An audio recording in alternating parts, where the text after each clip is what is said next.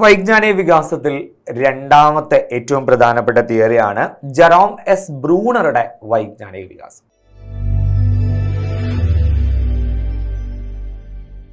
അപ്പോൾ പിയാഷയുടെ വൈജ്ഞാനിക വികാസത്തെക്കുറിച്ച് നമ്മൾ പഠിച്ചിട്ടുണ്ട്. അങ്ങനെയാണെങ്കിൽ ബ്രൂണറുടെ വൈജ്ഞാനിക വികാസവും പിയാഷയുടെ വൈജ്ഞാനിക വികാസത്തിന് സമാനമാണ്. അതായത് മസ്തിഷ്കവുമായി ബന്ധപ്പെട്ട് തന്നെ പിയാഷയിൽ നമ്മൾ പറഞ്ഞ പോലെ മസ്തിഷ്കവുമായി ബന്ധപ്പെട്ട ആശയം തന്നെയാണ് ബ്രൂണറുടെ വൈജ്ഞാനിക വികാസത്തിലുള്ളത്. മാത്രമല്ല ബ്രൂണറുടെ വൈജ്ഞാനിക വികാസവും മാനസിക പ്രക്രിയകൾക്ക് മെന്റൽ പ്രോസസ്സിന് പ്രാധാന്യം നൽകുന്നതാണ്.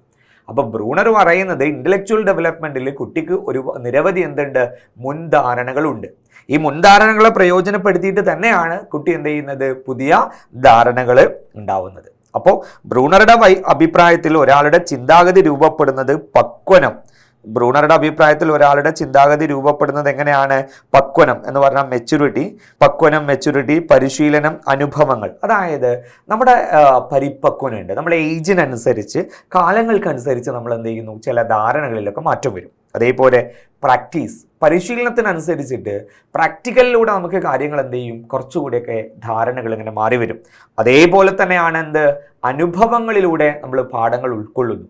ഇതന്നെയാണ് ബ്രൂണറുടെ ഒരു പ്രധാനപ്പെട്ട കാഴ്ചപ്പാട് എന്ന് പറഞ്ഞാൽ ഇന്റലക്ച്വൽ ഡെവലപ്മെന്റ് എന്ന് പറയുന്നത്, അല്ലെങ്കിൽ ഭൗതിക വികാസം, അതല്ലെങ്കിൽ വൈജ്ഞാനിക വികാസം എന്ന് പറയുന്നത് ജെറോം എസ് ബ്രൂണറുടെ അഭിപ്രായത്തിൽ അതിൽ മുൻധാരണകളെ പ്രയോജനപ്പെടുത്തിയിട്ടാണ് എന്തിലേക്ക് വരുന്നത്, പുതിയ അനുഭവങ്ങളിലേക്ക് വരുന്നത്. അപ്പൊ ബ്രൂണർ വികാസഘട്ടങ്ങളെ വിവരിക്കുന്നത് പ്രായത്തിന്റെ അടിസ്ഥാനത്തിലല്ല. അപ്പൊ നിങ്ങൾ എപ്പോഴും ഓർത്തു വെക്കുക, നമ്മൾ നേരത്തെ പറഞ്ഞല്ലോ പിയാഷ പറയുന്നത് അത് കൃത്യമായിട്ടുള്ള ഏജ് പറഞ്ഞിട്ടുണ്ട്. 0 to 2 വയസ്സ് വരെ, 2 to 7 വയസ്സ് വരെ, 7 to 11 വയസ്സ് വരെ, 11 വയസ്സിന് മുകളിൽ എന്ന് പറയുന്ന കൃത്യമായിട്ടുള്ള ഒരു പ്രായപരിധി ആര് നിശ്ചയിച്ചിട്ടുണ്ട്?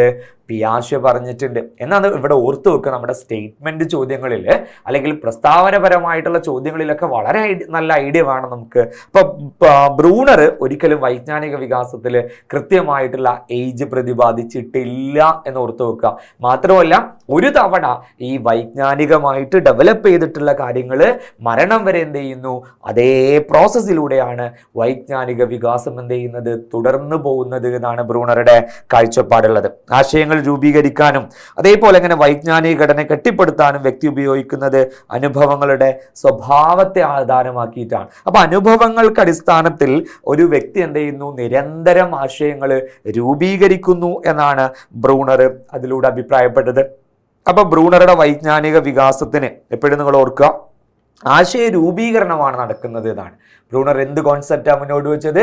Concept formation. അപ്പൊ എങ്ങനെ ഉണ്ടാവും? പരിപക്വനം വഴിയുണ്ട്, അതേപോലെ പ്രവർത്തനങ്ങൾ വഴിയുണ്ട്, അതേപോലെ അനുഭവങ്ങളിലൂടെ ഒരു കുട്ടി ആശയങ്ങൾ രൂപീകരിക്കുന്നു. ഈ ആശയ രൂപീകരണത്തിന് 3 സുപ്രധാന ഘട്ടങ്ങളുണ്ട് എന്നാണ് ആര് പറയുന്നത്?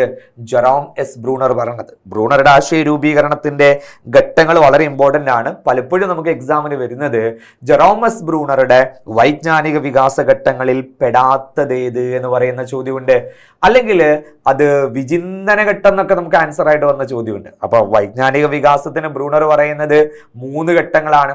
ഈ ഘട്ടങ്ങളല്ലാത്ത ഏത് ഓപ്ഷൻ വന്നാലും നമുക്ക് ആൻസർ ആണ് പെടാത്തതേത്.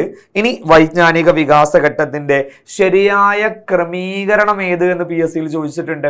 ഏതാണ് വൈജ്ഞാനിക വികാസ ഘട്ടത്തിന് ശരിയായ ക്രമം? അപ്പൊ അതിന്റെ ഓർഡറിനും എന്തുണ്ട്, പ്രത്യേകതയുണ്ട്. അപ്പൊ നമുക്ക് ആ ഓർഡർ ഒന്ന് നോക്കാം. ഏജ് പറഞ്ഞിട്ടില്ല, ബ്രൂണർ എന്തിനെ കുറിച്ച് പറഞ്ഞിട്ടില്ല, ഏജ് കൃത്യമായിട്ട് പറഞ്ഞിട്ടില്ല. ഒന്നാമത്തേത് ഏതാ? പ്രവർത്തന ഘട്ടമാണ്. പ്രവർത്തന ഘട്ടം, അതായത് ഇംഗ്ലീഷിൽ ഇനാക്റ്റീവ് സ്റ്റേജ് എന്ന് പറയും. രണ്ടാമത്തെയോ ബിംബന ഘട്ടമുണ്ട്, ഐക്കോണിക്സ്. ഇത് K ആയാലും മതി കേട്ടോ, IK എന്നായാലും കുഴപ്പമില്ല. ദെൻ C ആണെങ്കിലും ഒക്കെയാണ്. ഐക്കോണിക് സ്റ്റേജ് ഉണ്ട്, അതായത് ബിംബന ഘട്ടമുണ്ട്. മൂന്നാമത്തെയോ പ്രതിരൂപാത്മക ഘട്ടം, അതായത് ഏതാണ്?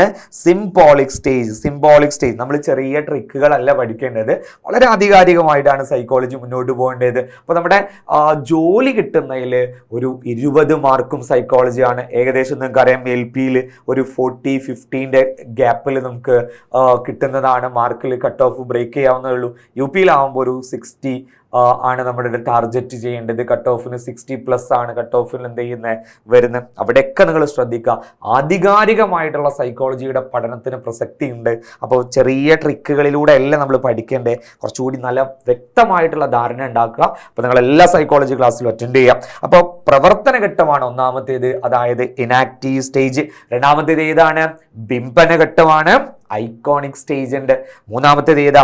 പ്രതിരൂപാത്മക ഘട്ടം, അതായത് സിംബോളിക് സ്റ്റേജ്. ഇനി ഏകദേശം ഇതെല്ലാം പിയാഷെ പറഞ്ഞ കാര്യങ്ങൾക്ക് തുല്യമാണ്. അപ്പൊ പ്രവർത്തന ഘട്ടം എന്താണ് എന്ന് നമുക്കൊന്ന് പറയാം. പ്രവർത്തന ഘട്ടം ഇനാക്റ്റീവ് സ്റ്റേജിൽ 2 കാര്യങ്ങളിലൂടെ കുട്ടിക്ക് ഐഡിയ കിട്ടും. ഈ ഘട്ടത്തിൽ വൈജ്ഞാനിക അനുഭവങ്ങൾ സ്വീകരിക്കുന്നതും പ്രകടിപ്പിക്കുന്നതും എന്തിലൂടെയാണ്? ശാരീരിക ചലനങ്ങളിലൂടെയാണ്. ആക്ഷൻ ഓർ ആക്ട്സ് ഔട്ട് ഉണ്ടോ? അപ്പൊ കായിക പ്രവർത്തനങ്ങൾ, സിമ്പിൾ ആയിട്ട് നമുക്ക് 2 വേർഡ്സ് കൊടുക്കാം. കായിക പ്രവർത്തനങ്ങളിലൂടെ കുട്ടി ആശയങ്ങൾ അല്ലെങ്കിൽ ധാരണകൾ നേടുന്നു, അല്ലെങ്കിൽ പ്രവർത്തനങ്ങളിലൂടെ അല്ലെങ്കിൽ ബോഡി മൂവ്മെന്റ്സിലൂടെ കുട്ടി കാര്യങ്ങൾ എന്ത് ചെയ്യുന്നു? നേടുന്നു എന്നാണ് ആര് പറയുന്നത്? ബ്രൂണർ പറഞ്ഞത്. ഇതല്ലാതെയോ? രണ്ടാമത്തേത് ഇന്ദ്രിയ അനുഭവങ്ങൾ. അതുകൂടി ഓർത്തു നോക്കണം. ഇന്ദ്രിയ അനുഭവങ്ങൾ അല്ലെങ്കിൽ പഞ്ചേന്ദ്രിയങ്ങൾ നൽകുന്ന വിവിധ അനുഭൂതികളിലൂടെ കുട്ടി ആശയങ്ങൾ നേടുന്നു എന്നാണ്. അപ്പൊ ഈ പിയാഷെ പറഞ്ഞതും ബ്രൂണർ പറഞ്ഞതും ഒരേ കാര്യങ്ങളാണ്. അതായത് ശരീരത്തിന്റെ ചലനങ്ങളിലൂടെയാണ് കുട്ടിക്ക് ചില ആശയങ്ങൾ കിട്ടുന്നത്. കുട്ടി മറയാനും തിരിയാനും നടക്കാനും ഇരിക്കാനൊക്കെ പഠിക്കുന്നത് കായിക പ്രവർത്തനങ്ങളിലൂടെയാണ്. അപ്പൊ കായിക പ്രവർത്തനങ്ങളിലൂടെ കുട്ടി കാര്യങ്ങൾ നേടും. ആ ഐഡിയ പിന്നീട് കുട്ടി എന്ത് ചെയ്യും? പ്രയോജനപ്പെടുത്തും. കണ്ടോ? അതാണ് കായിക പ്രവർത്തനങ്ങളിലൂടെ അല്ലെങ്കിൽ പ്രവൃത്തിയിലൂടെ, അതല്ലെങ്കിൽ ഇന്ദ്രിയ അനുഭവങ്ങളിലൂടെ, അല്ലെങ്കിൽ സംവേദനങ്ങൾ റിഫ്ലക്സ് പ്രവർത്തനങ്ങളിലൂടെ, എന്തായാലും സെയിം ആണ്. റിഫ്ലക്സ് പ്രവർത്തനങ്ങളിലൂടെ കുട്ടി ആദ്യ ധാരണകൾ നേടുന്നു എന്നാണ് പ്രവർത്തന ഘട്ടത്തിൽ പറയുന്നത്. അതും കൃത്യമായിട്ട് ഓർത്തു നോക്കുക. ഇവിടെയും നമുക്ക് അപ്ലിക്കേഷൻ ഉണ്ട്. രണ്ടാമത്തേത് ബിംബന ഘട്ടം എന്ന് പറഞ്ഞാൽ കുട്ടിക്ക് 2 ഐഡിയ ആണ് കുട്ടിക്ക് കിട്ടി. ഒന്നെന്താ? കായിക പ്രവർത്തനങ്ങളിലൂടെ കുട്ടിക്ക് എന്ത് കിട്ടി? ചില ആശയങ്ങൾ കിട്ടി, അല്ലെ? ഇനി പഞ്ചേന്ദ്രിയങ്ങളിൽ നിന്ന് കുട്ടിക്ക് ചില അനുഭൂതി കിട്ടി. തൊട്ടാൽ അറിയും അമ്മ, ഇല്ലെങ്കിൽ എന്ത് ചെയ്യുക? കരയായ ചില അനുഭൂതികളൊക്കെ അങ്ങനെ കിട്ടി. അപ്പൊ ഈ അനുഭൂതികൾ മുഴുവനും കുട്ടിക്ക് കിട്ടിയ ധാരണകളുണ്ട് കായിക പ്രവർത്തനങ്ങളിലൂടെ. അതേപോലെ പഞ്ചേന്ദ്രിയങ്ങളിലൂടെ കുട്ടിയുടെ ബ്രെയിനിലേക്ക് എന്തുണ്ട്? കുറെ ഐഡിയാസ് കിട്ടിയിട്ടുണ്ട്. ഈ ഐഡിയാസ് എന്ത് ചെയ്യുന്നു? മനസ്സിൽ ചിഹ്നങ്ങളായോ ചിത്രങ്ങളായോ രൂപങ്ങളായോ മനസ്സിൽ സൂക്ഷിക്കുകയും പിന്നീട് പ്രയോജനപ്പെടുത്തുകയും ചെയ്യുന്നതാണ് ഏത്? ബിംബനഘട്ടം എന്ന് പറയാം. എപ്പോഴും ഓർത്തു വെക്കുക, വൈജ്ഞാനിക വികസനത്തിന്റെ ഘട്ടങ്ങളിൽ വസ്തുക്കള്, വ്യക്തികൾ, സംഭവങ്ങൾ തുടങ്ങിയവ കുട്ടി ആവിഷ്കരിക്കുന്നത് മനോബിംബങ്ങളിലൂടെയാണ്. അതായത് മനസ്സിൽ ബിംബങ്ങൾ എന്ന് പറഞ്ഞാൽ രൂപങ്ങൾ അല്ലെങ്കിൽ ചിത്രങ്ങൾ മനസ്സിൽ ചിത്രങ്ങളായിട്ട് എന്ത് ചെയ്യുന്നു? കീപ്പ് ചെയ്യുക. ഇത് ഇവരുടെ മുഖമാണ്, ഇതാണ് എന്ന് മനസ്സിൽ എന്ത് ചെയ്യുന്നു? ചിഹ്നങ്ങളായോ ചിത്രങ്ങളായോ രൂപങ്ങളായോ തയ്യാറാക്കുകയും പിന്നീട് ആവശ്യം വരുമ്പോൾ എന്ത് ചെയ്യുന്നു? പ്രയോജനപ്പെടുത്തുകയും ചെയ്യുന്നതാണ് ഏത്? ബിംബനഘട്ടം. ഈ ഘട്ടത്തിൽ പദാർത്ഥത്തിന്റെ അഭാവത്തിലും ബിംബങ്ങളിലൂടെ വസ്തുക്കളെ മനസ്സിലാക്കാൻ കഴിയുന്നു. കണ്ടോ? ഈ ഘട്ടത്തിൽ കുട്ടിക്ക് എങ്ങനെ കഴിയുന്ന? ബിംബങ്ങളിലൂടെ, ഇമേജുകളിലൂടെ കാര്യങ്ങൾ മനസ്സിലാവുന്നു. വൈജ്ഞാനിക അനുഭവങ്ങൾ സ്വീകരിക്കുന്നതും പ്രകടിപ്പിക്കുന്നതും പ്രത്യക്ഷണത്തിന് വിധേയമാകുന്നതുമായ വികസന ഘട്ടമാണ് ഏത്? ബിംബനഘട്ടം എന്ന് പറയാ. വൈജ്ഞാനിക അനുഭവങ്ങൾ നമ്മൾ സ്വീകരിക്കും, പ്രകടിപ്പിക്കും. അത് പ്രത്യക്ഷണം നമ്മുടേതായിട്ടുള്ള കാഴ്ചപ്പാടുകൾക്കനുസരിച്ച് എന്ത് ചെയ്യുന്നു? കീപ്പ് ചെയ്യുന്നതും ഏതിലാണ്? ഈ ബിംബനഘട്ടത്തിലാണ്. ഇവിടെ നമുക്ക് നല്ല ഇമ്പോർട്ടൻ്റ് ആയിട്ടുള്ള ക്വസ്റ്റ്യൻ ഉണ്ട്. മനോചിത്രീകരണത്തിന് സാധിക്കുന്നത് ഏത് ഘട്ടത്തിലാണെന്ന് ചോദിച്ചാൽ ബിംബനഘട്ടം. മനോചിത്രീകരണം ആലോചിക്കുക. എന്താണ്? മനസ്സിലുള്ള കാര്യങ്ങൾ ചിത്രീകരിക്കാൻ കഴിയുന്നത് ഏത് ഘട്ടത്തിലാണ്? ബിംബനഘട്ടത്തിലാണ്. നോക്കൂ, മുറ്റത്ത് കണ്ട മയിലിനെ, ഇവിടെ നമുക്ക് അപ്ലിക്കേഷൻ ഒക്കെ ഉണ്ട് കേട്ടോ. മുറ്റത്ത് കണ്ട മയിലിനെ കുട്ടി ക്യാൻവാസിലേക്ക് പകർത്താൻ ശ്രമിക്കുന്നത് ഏത് ഘട്ടത്തിലാണെന്ന് ചോദിച്ചാൽ ഏത് ഘട്ടത്തിലാണ്? ബിംബനഘട്ടത്തിലാണ്. അപ്പൊ ബിംബനഘട്ടം ക്ലിയർ ആണല്ലോ. കുട്ടിക്ക് കിട്ടിയ ഐഡിയാസ് മനസ്സിൽ ചിഹ്നങ്ങളായി ചിത്രങ്ങളായി രൂപങ്ങളായിട്ട് സൂക്ഷിക്കുക. ആവശ്യം വരുമ്പോൾ എന്ത് ചെയ്യുക? പ്രയോജനപ്പെടുത്തുകയും ചെയ്യുന്നതിനെയാണ് എന്ത് പറയാ? ബിംബനഘട്ടം എന്ന് പറയാം. അപ്പോൾ ഇവിടെ നല്ല കൃത്യമായിട്ടുള്ള അപ്ലിക്കേഷൻ ഉണ്ട്. PSCയിൽ തന്നെ പ്രീവിയസ് വന്ന ക്വസ്റ്റ്യൻ ആണ്. മനോചിത്രീകരണത്തിന് സാധിക്കുന്നത് ഏത് ഘട്ടത്തിലാണ് എന്ന് ചോദിച്ചാൽ ഏത് ഘട്ടത്തിലാണ്? ബിംബനഘട്ടത്തിലാണ് മനോചിത്രീകരണത്തിന് കഴിയുന്നത്. ഇനി പ്രതീകാത്മക ഘട്ടം, അതല്ലെങ്കിൽ എന്ത് പറയാം? ബ്രൂണറുടെ മൂന്നാമത്തെയും അവസാനത്തേതുമായ ഘട്ടമാണ് പ്രതീകാത്മക ഘട്ടം, അല്ലെങ്കിൽ എന്ത് പറയാം? പ്രതിരൂപാത്മക ഘട്ടം എന്ന് പറയാം. അവിടെ എന്താണ് വൈജ്ഞാനിക അനുഭവങ്ങൾ സ്വീകരിക്കുന്നതും പ്രകടിപ്പിക്കുന്നതും പ്രതീകങ്ങൾ ഭാഷാ വഴി അവതരിപ്പിക്കുന്ന ഘട്ടമാണ്. കാര്യങ്ങൾ മുഴുവനും കുട്ടി എന്തിലേക്ക് മാറ്റുകയാണ്? ഭാഷാ പദങ്ങളിലേക്ക് മാറ്റുന്നതാണ്. അതായത് ഇങ്ങനെ നമുക്ക് പറയാം, കുട്ടിക്ക് കായിക പ്രവർത്തനങ്ങളിലൂടെ ബ്രെയിനിൽ ഐഡിയ കിട്ടിയല്ലോ, പിന്നെ ചിത്രങ്ങളായിട്ടൊക്കെ സൂക്ഷിക്കുകയും ചെയ്തല്ലോ. ഈ ഐഡിയാസിനെ മുഴുവനും അപ്പൊ കുട്ടിയുടെ ബ്രെയിനിൽ കിട്ടിയ എല്ലാ കാര്യങ്ങളെയും പിന്നെ എന്ത് ചെയ്യുക? ഭാഷയായിട്ട് ഉപയോഗിക്കുക, അല്ലെങ്കിൽ കോഡ് ചെയ്യുക, അതല്ലെങ്കിൽ വ്യാഖ്യാനിക്കുക, അതല്ലെങ്കിൽ എക്സ്പ്ലെയിൻ ചെയ്യുക. ഇതെല്ലാം ഏത് ഘട്ടത്തിലാണ്? പ്രതീകാത്മക ഘട്ടം അല്ലെങ്കിൽ പ്രതിരൂപാത്മക ഘട്ടത്തിലാണ്. അതായത് സിമ്പിളായിട്ട് നമുക്ക് ഇങ്ങനെ പറയാം, കുട്ടിക്ക് ലഭിച്ച എല്ലാത്തരം ആശയങ്ങളും ധാരണകളും അത് ഭാഷാപദങ്ങളാക്കുകയോ കോഡ് ചെയ്യുകയോ ക്രമീകരിക്കുകയോ കോഡ് ചെയ്യുകയോ വ്യാഖ്യാനിക്കുകയോ ചെയ്യുന്നതാണ് ഏത്? പ്രതിരൂപാത്മക ഘട്ടം. എല്ലാ കാര്യങ്ങളും എന്തിലേക്ക് മാറുന്നു? ഭാഷാപദങ്ങളായി മാറുന്നതാണ് ഏത്? പ്രതിരൂപാത്മക ഘട്ടം. ഭാഷാ വികസനം വഴി ഈ കുട്ടിക്ക് അമൂർത്ത ചിന്തനത്തിന് കഴിവുണ്ടാകുന്നു. കുറച്ചുകൂടി എന്തുണ്ട്? ഭാഷ വികസിക്കുമ്പോൾ കുറച്ചുകൂടി ഇമാജിൻ ചെയ്യാനുള്ള കപ്പാസിറ്റി ആർക്കുണ്ടാവും?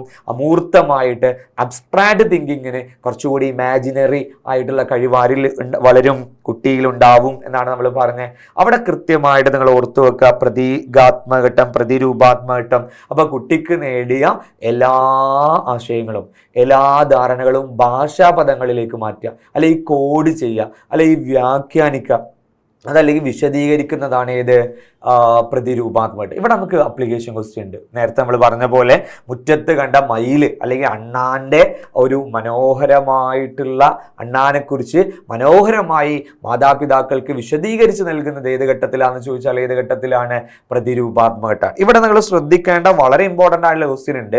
മാത്തമെറ്റിക്കൽ ഓർ സയന്റിഫിക് ആയിട്ടുള്ള ചില അപ്ലിക്കേഷനിലൂടെ നമുക്ക് ഈ പ്രതീകാത്മക ഘട്ടം അല്ലെങ്കിൽ പ്രതിരൂപാത്മക ഘട്ടം സിംബോളിക് സ്റ്റേജ് ചോദ്യം വന്നിട്ടുണ്ട്. എന്ന് പറഞ്ഞാൽ ഒരു ത്രികോണത്തിന്, നോക്കൂ, PSC വന്ന ചോദ്യം കൂടി ഞാൻ പറയാം. ഒരു ത്രികോണത്തിന്റെ കോണളവ് 180 ഡിഗ്രി. അപ്പൊ കുട്ടിക്ക് ആദ്യമേ ധാരണ ഉണ്ടടാ, ഒരു ത്രികോണത്തിന്റെ കോണളവ് 180 ഡിഗ്രി ആണ് എന്നറിയുന്ന കുട്ടി കോൺ, പിന്നീട് കോൺ A പ്ലസ് കോൺ B പ്ലസ് കോൺ C ഈക്വൽ ടു 180 ഡിഗ്രി എന്ന് എഴുതുന്നത് ഏത് വൈജ്ഞാനിക വികാസ ഘട്ടത്തിലാണ് എന്നാണ് ചോദിച്ചത്. കണ്ടോ, എന്താണ്? കുട്ടിക്ക് ഒരു ഐഡിയ ഉണ്ട്, ത്രികോണത്തിന്റെ കോണളവെല്ലാം എന്താണ്? 180 ഡിഗ്രിയാണ്. പിന്നെ കുട്ടി കോഡ് ചെയ്യാണ് അല്ലെങ്കിൽ വിശദീകരിക്കുകയാണ്. എങ്ങനെ വിശദീകരിക്കണോ?